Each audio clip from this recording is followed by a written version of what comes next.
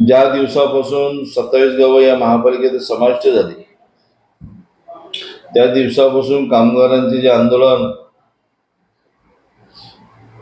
आणि त्यांच्याकडे मोठ्या प्रमाणात प्रयत्न करत होते की 499 कामगार हे महापालिकेत समाविष्ट घेऊन त्यांना कायम करण्यात यावं अशी मागणी मोठ्या प्रमाणात जोर धरू लागली होती. आणि मग त्या अनुषंगाने महाराष्ट्र राज्याचे लाडके माजी मुख्यमंत्री एकनाथजी शिंदे साहेब आणि या कल्याण लोकसभेचे लाडके खासदार श्रीकांतजी शिंदे साहेब यांच्या माध्यमातून त्या मागणीला जोर देण्यात आला.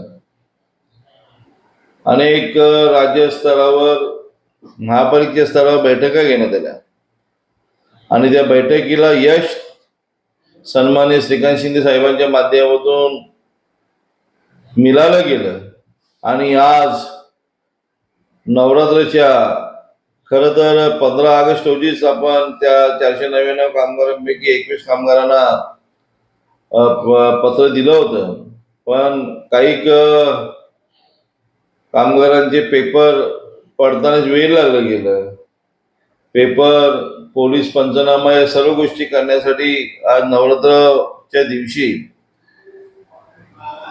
आज त्यांना 499 कामगारांना सन्मानित खासदार साहेबांच्या यांच्या अथक प्रयत्नाने, अथक मेहनतीने आज त्या कामगारांचा प्रश्न सुटलेला आहे. आणि आज त्यांना आयुक्तांच्या माध्यमातून, आपल्या सर्व पदाधिकाऱ्यांच्या माध्यमातून आज त्यांचं नियुक्तीपत्र देण्यात आलं. अतिशय आज 499 कामगारांमध्ये आनंदाचा उत्साह, 27 गावामध्ये असलेले कामगारांमध्ये अतिशय आनंदाचा उत्साह बघायला मिळत आहे.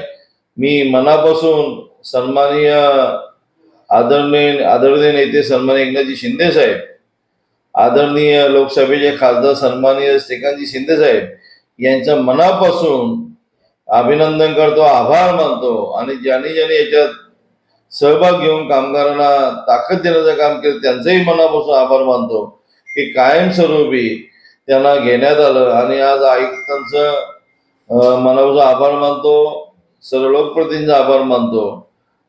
आणि आज दुर्गादेवीचा त्यांना खरोखर मोठ्या प्रमाणात आशीर्वाद भेटलेला आहे. आज अष्टमीचा दिवस आणि आज अष्टमीच्या दिवशी त्यांना पत्र देण्यात आलं. एकदम आनंदाचा दिवस आहे.